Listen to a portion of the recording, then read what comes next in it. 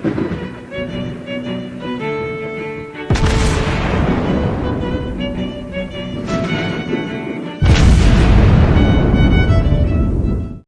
everyone, and welcome back to Warships Blitz with Terry.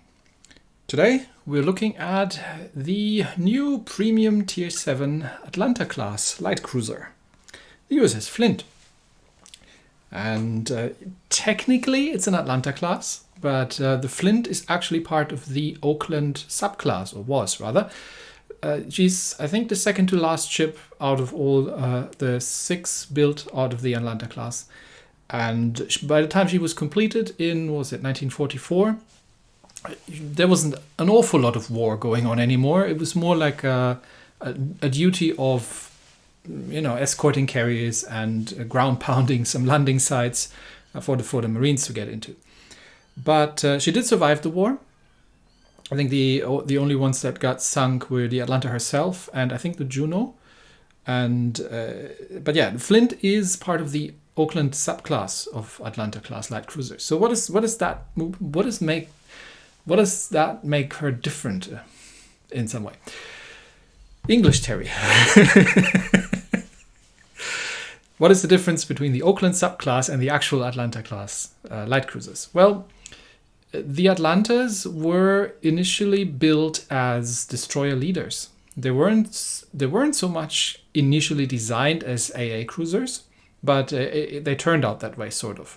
But they were conceptualized as destroyer leaders, and the Atlanta has more guns than the succeeding Oakland class, or the Oakland subclass, because they did end up being a little bit top heavy, and they ended up removing the wing turrets and replacing them with more anti-aircraft guns. So that's sort of the only major difference as far as I'm aware between these two, and obviously that the Flint would be a little bit later in the game, in the war, than the actual Atlanta. So let's have a look in game and see how these two compare. And there we go. We want to obviously look at Flint versus Atlanta. Now, the Atlanta is known to have, not a terrible AA for Tier 7, which is mostly down to the defensive AA3 skill. The Atlanta has 5 consumables of the defensive AA3 skill, which is actually, honestly, probably one more than you ever need, but she's got 5. The Atlanta gets sonar, and the Atlanta gets a single smoke screen, whereas the Flint gets 3 defensive AA, gets 2 radars, and gets 3 fuel smokes. So these are the fuel smoke ones, lasting 10 seconds. But you can take them with you. Now, if we look at the whole, they are very, very comparable. In fact, the Flint has ever slightly less hit points than the Atlanta. And the Atlanta did not have an awful lot of hit points to begin with. These ships can be one-shot by battleships, especially if you're up against anything Italian with semi-armor piercing. So you have to be really, really careful how you're playing these things. The speed is the same, and the maneuverability for all intents and purposes is pretty much identical. The guns, like I said, are slightly different. So the Flint gets only 6 twin guns, and these are 127mm destroyer guns, but gets a tick more range than the Atlanta, but not an awful lot. The Atlanta obviously having 8 of these. Let's have a very quick look at, we'll have a look at the physical location when we're done with the stats here.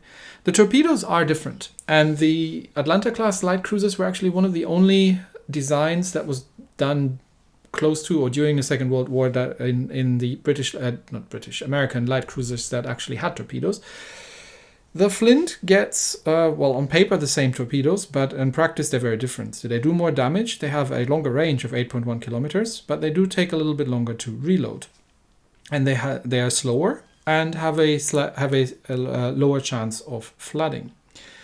When we look at the AA, one of the irritating things about the Atlanta has been that the defensive AA3 that she gets actually buffs the small caliber AA more. That's the main difference between 3 and 2. And the Atlanta doesn't have an awful lot of small caliber AA. So even though the large caliber AA is slightly lower on the Flint, because, well, she has lost 2 of her turrets, she does get an increase in the small caliber AA, which is A, welcome, and B, historically somewhat accurate, because the turrets have been replaced with anti-aircraft guns. Atlanta has the very, very slight edge in terms of concealment. So, where do how about them turrets? Well, this is the Flint, and she's got 3 super firing turrets in the front and 3 super firing turrets in the rear.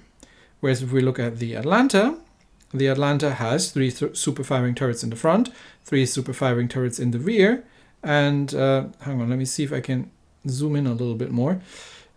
Here, sort of, you see it behind the torpedo tubes. There are 2 kind of side wing turrets. Now, given that these are sitting behind the superstructure, you cannot use them to fire forward because the AA embankments on the side of the superstructure are in the way. You should be, however, somewhat be able to use them to fire rearwards. Although, once again, I think the structure in the rear is somewhat in the way, so that you have to angle. So that means you can't get all of them, right? You can't get all 16 of them on target at the same time, but you can get one more on target than you can at any point in time with the Flint. All right, but let's get back to the Flint and have a look at the setup. You do get a choice between main battery reload and AA damage. So you could build this ship as a full-on AA build, and it'd be sort of... I think it would only work if you were playing in a division, because you're not guaranteed to get a carrier battle in regular random plays, and you are sacrificing all the other possible improvements that you can make and probably should make if you were going for a full AA build, but it is possible. I have taken the more generic option here of main battery reload and main battery traverse. Module-wise, you've kind of got several choices. Once again, you could do a full-on AA build. So in that case, you would use the armament mod 1, which gives us range. You would use the small caliber damage, because small caliber gets a 200% bonus from the defensive AA skill, which she has. And you could use the AA range again. So if you did that, you had an actual pretty reasonable AA, and it'd be a pretty dangerous ship. The problem, obviously, is that while you're doing your duty of shooting down aircraft, you're not doing an awful lot else. And you, like I said, this ship can be deleted or one shot by battleship, and even other light cruisers are very dangerous to them. So in my case, I would say it's more of a general purpose build. There's no AA focus because A, you don't know, you're not always in a carrier battle, and B, you might not be in range of the carrier, and you've got other things to do, because the Flint has radar, and as such is actually even better equipped than the Atlanta herself as a destroyer hunter, especially also using the fuel smokes, which makes her a more aggressive ship, and the long-range torpedoes, which also make her a more aggressive ship. So in that regard, you can then either take the traverse speed, or you can take the reload mod. I have gone here with the reload mod. It does mean you lose your turrets on occasion, but you do have a fair amount of them, so it's not always a huge tragedy. And I have gone with propulsion and steering because if I play a ship like that aggressively, I need to be able to get in and out, bob and weave, and effectively try not to get shot at, because these things have neither armor nor health. They're effectively very large destroyers with a citadel. And if you know what Italian battleships can do to destroyers, well, they can do exactly the same and more to these things. They don't have an awful lot more hit points than a destroyer either.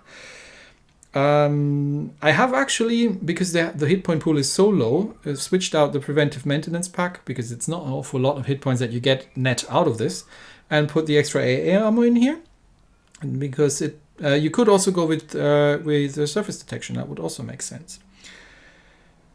Given that I have put a level 7 commander, we could to camo in a second. You could get an additional air defense alert. You don't feel you need to necessarily, but if you want to have 4 of them, then you could take one. You probably wouldn't be taking this skill in the Atlanta. So if you want to reuse the captain, then there's there's no need, because you already have 5 of them. Artillery maintenance does make sense, although you could also take preheating. The air defense expert is sort of a must. I have used Daredevil because you lose your hit points very, very quickly, and your agility and your maneuverability is your only defense, except for the fuel smoke. But even that, you got to be careful, because if you're sailing in a straight line, even with a fuel smoke, a battleship just needs to land a couple of lucky shots, and that hurts very badly. Exploit weakness does make sense. Although the amount of damage that you're doing extra is not going to be an awful lot individually, but with the rate of fire that this thing has, it sort of adds up.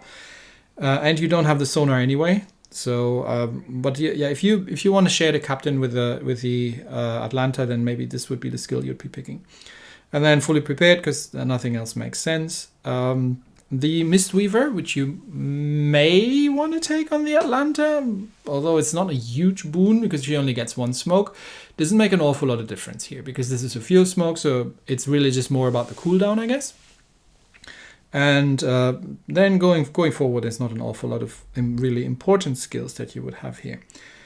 Which brings us to the camo, and I have put the historical camo on because A, it's very pretty, and B, it's a premium ship, so people are more inclined to invest in historical camos than on tech tree ships that they're probably just going to grind across and then never play again. It gives us range on both the main battery and the torpedoes. It gives us traverse speed, which is good, and it gives us surface detection, which is also good. So with all these things put in there, we still only have 21,000 hit points, which is not a lot, but we've got the turn time down to 6.5 seconds and the time to full speed down to 10, so she effectively almost has destroyer maneuverability. But yeah, you do have one turret less on target on the Atlanta than on the Atlanta, and you do have to be really, really careful not to give a lot of broadside. I know it's tempting, because one of the things that the Atlanta was really, really good at is sort of the all-around kiting, where you would run away from something, but you would still get 4 guns on target, regardless which way around you're currently zigging or zagging, because you have these little wing turrets on either side. And the same thing if you're going forward, although in the Atlanta you're most likely running away from something. You don't get that in the Flint. So if you angle away, you only get 6 guns on target. But these 6 guns, now with all these things in, have a reload of 5.5 seconds. And even though they are destroyer guns, they are there's a lot of them, and they fire rather quickly. So that combined with the torpedoes and the fuel smoke makes for a more aggressive ship than I would say I would play the Atlanta. And it makes obviously also for a pretty good destroyer hunter. You just need to keep your head on a swivel. So let's play a couple of rounds in the Flint. We are starting on chain in epicenter mode, and I have not found that I get into a lot of tier 8 games, but that might just have been coincidence. But I think from the 10 to 15 games I've played, I maybe had one tier 8, but I'm not certain. Most of the games I had, I was top tier. So we are up against Nagato, West Virginia, Caracciolo, Belfast, and Atlanta, Akatsuki, and a Vauquelin. So, with an Atlanta, you'd have to be really, really careful, because things like that Caracciolo over there, or the Nagato, can blow these ships clean out of the water. And in the Flint, it's a little different. You can play more aggressively, because you have that fuel smoke, and you have 3 charges of them. So I can actually escort the destroyer into the center ring, and if I get into trouble, I can use the fuel smoke to get out of it. I am switching to armor piercing because I am expecting to be fighting destroyers first and foremost. So I'm going to go together with the Jervis here and see that we're going to get the center cup, and then I'll probably see where the enemy destroyers are showing up. But yeah, against destroyers, she is pretty deadly, and she is also okay against other ships, but it's not an easy ship to play. You do have to be really, really aware of where you are and what angles you're giving. And the Jervis is doing nothing but giving his position away at this point. But I mean, everybody knows that there's a destroyer coming. It's an epicenter map, right? Yeah, it's not an easy ship to play, because you you do need to be really careful. So I'm dropping one torpedo spread beside the island, because this is a typical venue for destroyers to come in and try to get towards the center island. Jervis seems to be not interested in the center cup, so I'm going to take it. Once again, I couldn't do this in an Atlanta because that would be almost suicidal. But if I get spotted, I can use a fuel smoke to get out again. And it looks like there's no destroyer in the center cup, because I am cupping and I'm alone in here. So I'm getting ready to bail out as soon as I have this capture point, and then get the heck out of there. Yeah, somebody else had the similar idea and dropped some torpedoes from range. There's a Belfast. And don't underestimate the armor piercing. This might only be 127 millimeters, but against light cruisers, that's actually not a terrible choice. So fire out at the Belfast, but I do have to be very careful because we don't know where the battleships are. And okay, there's the Vauquelin, there's the enemy Atlanta, and there's the West Virginia. So smoke up, turn, shots out at the Vauquelin, torpedoes against the Atlanta, and get the heck out of here, because the Atlanta is firing armor piercing as well. And he's got backup, and I might not have, because, as you know, people don't always pay attention to things. So that Vauquelin there is reversing, so I'm getting some shots out at him. Here come the Atlanta torpedoes, and I have managed to got 2 torpedo hits against the enemy Atlanta. Nice. So that's definitely going to cost him some hit points and makes him think twice.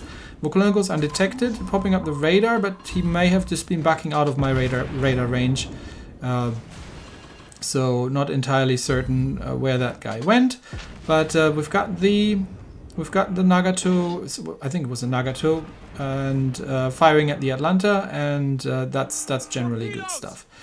Some more torpedoes coming. That's probably the other side of the Atlanta's torpedoes. One of the enemy destroyers is completely outside somewhere. Somebody mentioned it after the last Großer Kurfürst video. Yes, there are situations when you don't need to be in the capture circle and you're needed elsewhere.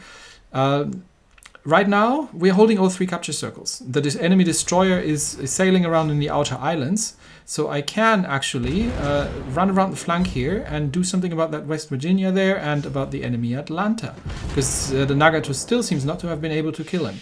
Once again, I'm using the fuel smoke to cover my turn here against the West Virginia, because that thing is dangerous, and at this range can just outright delete me in one shot. But I'm getting just about turned away from him. That's going to try and drop my rear torpedoes, because now there's an island between me and him. So yeah, his shots are only hitting the island. And now I'm going to sail straight away. This is again where the Atlanta would have the higher rate of fire, but there's an Akatsuki. And he's been sailing all the way around. We have lost the center cup in the meantime, but we're 400 points ahead because we've been holding all 3 capture circles for the last 3 minutes. And yeah, the Miyoko seems to have not noticed that there's an Akatsuki right next to him. So while keeping my eyes firmly on that West Virginia who's just eaten 4 torpedoes, I am now going to have to deal with the Akatsuki. Fortunately, he's out of torpedoes, and he's trying to thread the needle, but at this range, not really happening. I mean, he would have been dead either way. But yeah, don't give broadside to the West Virginia, even at this range. It's not a great idea. Now we are a fair amount of points ahead, but that doesn't necessarily mean that they can't still kill us all. So I am currently unspotted, and because the guns don't have a huge range, so even with the bloom up, my spotting range is about 9 kilometers odd, so I can go undetected relatively easily. I'm at this point. I see that it's the Vauquelin over there. The Miyoko is sitting is capturing and they've taken out the Vauquelin, so that one's dead. So I'm not needed in the center cup. They've got this under control. I can get back to helping out against the West Virginia and getting the outer ring again under control. But I think we've got this on points, unless they all get themselves killed. One of our destroyers is still sitting somewhere completely at the opposite end of the map. And so yeah, the fuel smoke has already helped here from the early capture progress, because I was able to grab the center cup and deter the Vauquelin from getting anywhere into it. And that has obviously helped with points. So West Virginia is dead. That means there's only the enemy. I think it's the enemy Atlanta left, actually. But I think we're going to be winning on points before that thing gets gets killed. So that was that. And let's see who's taken. Yep, the Jervis actually takes the MVP. Although I would argue that the Jervis at the beginning would have been better served in going into the Center Cup, but it's fine because I was there doing it. He might have seen that I was on the way anyway, so he didn't need to bother and rather set up ambushes and torpedoed some people. But yeah, that is the more aggressive style you can play in the Flint. In the second round, it's once again a tier 7 game. But we do have a carrier. There's the Ryujo on the enemy team. Nagato, Andrea Doria, double Andrea Doria, an enemy Atlanta once again, a Surrey, and the Westeros. Don't underestimate the tier 6 battleships, especially the Italian ones, but in general everything. Everything that's battleship can and will hurt you very, very, very badly. And so given the absolute lack of armor that this thing has, just like the Atlanta, the semi-armor piercing on the Italian battleships is really hurting. So first things first, spawning on the right flank. So I am going to either go for, depending on where the carrier goes, either go for some anti-aircraft duty, or I'm going to help out against the destroyer if he gets spotted. So kind of heading forwards towards the center island just to see if I can get in range of these airplanes if they're coming this way, and get myself targeted rather than having the Shiratsuyu suffer that. But the friendly carrier is just getting the fighters out at this point. And I've got the defensive AA up, but I think they're just in range of the large caliber AA. So the small caliber AA, which actually has the 200% boost right now, isn't really going to do an awful lot. But I do need to keep an eye, and yeah, there's the Westeros. Okay, so destroyer spotted, he's on my side, that's why I've got the armor piercing loaded. There is a battleship behind him, so I do need to be careful and just kind of play on deterrence here. But that's an Italian battleship, because it was a double Andrea Doria, so that Shiratsuyu is definitely not in the position to do anything about that. There's also a Surrey over there, so I do need to watch out what I'm doing here, and not get shot at. Yep, there comes the Andrea Doria. Okay, so the carrier set a triple fire. Let's see if we can exploit that. He's shot one of my turrets off, but now he's backing off, obviously, because he knows that he's just using his damage control, and he does not want to be HE spammed by a Flint at this point. So because I was in reverse dodging his incoming shots, it's just now that I can actually get shots on target. And I still need to watch out that I don't give an awful lot of broadside, because yep, and he's taken out another of my turrets. So I'm at this point going to use the repair, but he is dodging. I'm not sure what he's dodging, but now I have to deal with the Westeros. So fuel smoke up just to cover my turn and to not give the Westeros a torpedo lock. But yeah, he's done. He's dead. Let's just casually murder this guy, because he's very dead. He's made a cardinal mistake. There's absolutely no way out of this, and yeah, you dead. The sheer amount of damage that these guns can dish out is pretty scary for destroyers, and I don't know if he had torpedoes ready, but he did now. And I hope that at this range the Andrea Doria is not going to be able to blat me in the side. I have managed to once again go undetected. So the right flank is cleared out, which means at this point we can go and push. But as you've seen, even a couple of glancing shots from the Andrea Doria, and there she comes again. I'm a piercing loaded this time. Duck! Bob and weave, because that thing can once again just easily delete me with one salvo if he gets a good hit in. So I can give a little broadside and get the rear turrets on target, but now I have to turn back in again because he should be about reloaded. I got a fire. Is he damage controlling that fire? Could be potentially not. He still wants me dead. And yeah, this is the problem with the reload module. You are losing your turrets relatively frequently. So like I mentioned, another option would be the turret traverse, especially if you're bobbing and weaving. That's also a thing. Shiratsuyu now seems to be firmly committed to firmly decided to commit suicide by either Surrey or Andrea Doria. Let's see who gets him. But he has managed to take out the Ryujo, but the Surrey gets him and has paid with his life. So now Andrea Doria damage controls the fire because he is relatively low on hit points. So I am once again sailing away because there's also a Surrey, and even heavy cruisers are very, very unpleasant against this ship. This is sort of a bit of the problem that you're going to have with the Flint, actually getting the damage out. Because if you're coming under fire, and I got real lucky here that these guys are shooting a bit short.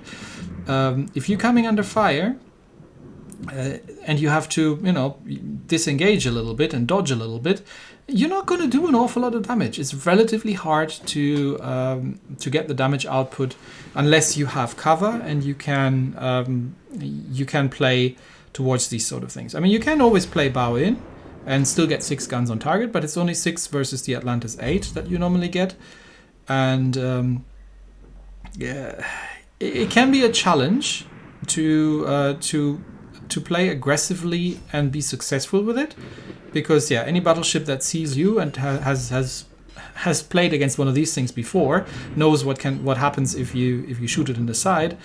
So you do have to be really, really careful what you're doing. Okay, we've got a Nagato. Let's see if we get torpedo angles. She does have the better torpedo range, but I think Nagato is almost stationary at this point. I don't want to get spotted just yet. Yeah, but I still have 1 fuel smoke to cover my turn if I need to. Andrea Doria once again on fire, once again damage controls. So let's see if I can get some fire set on him. But yeah, I'm once again using my fuel smoke here to cover my turn, and I do not want to get any closer to these guys because yep, there's a Surrey still. I don't want to repeat the mistake that the Shiratsuyu was making. So Andrea Doria is dead, taken out by the carrier. Surrey, ow. Surrey's got shots at me, and Surrey does have torpedoes, so I do have to... And yeah, the Nagato is looking the other way, so he's not a danger just yet, but I have to sail away from the Surrey now, because he does have the armor piercing loaded, and that hurts. And he obviously has dodged my torpedoes, and unfortunately the torpedoes against the Nagato have not been a hit, but... we can now farm the Nagato a little bit, but yeah, the Nagato, I'm not sure why the Nagato has the high explosive loaded, but I don't think it makes an awful lot of difference, honestly. I think the Nagato high explosive can just citadel me the same way that the armor piercing can. It might even over penetrate less. So this thing is so thinly armored that you might even actually be in more danger when somebody shoots high explosive at you. So hopefully we can grab the Nagato here. Yeah, we got him. That means we only need to angle against the Surrey, because I'm out of heals. Never mind, the Surrey is dead. Okay, and we managed to survive on a sliver of health with all 3 heals gone. And Nagato on our team, I presume, takes the MVP. So, Flint or Atlanta? Different ships. Flint's a bit more aggressive, fewer guns, a slightly better AA. Still very dangerous against destroyers with the radar, and yeah, the fuel smoke allows more aggressive. Atlanta, bit more of a kiter, has more guns. AA is still pretty good and has obviously sonar that you can use, but a little bit less aggressive of a ship to play unless you have cover and you can position. Not an easy ship to play. And it can be fun, but it can be quite frantic, where you have to dodge every single salvo that comes in on you, because if you don't, you're back to port. So, that's the Flint, the USS Flint, the Oakland class, subclass Atlanta light cruiser. That's it for me today. Thanks everybody, and I'll see you next time. Bye-bye.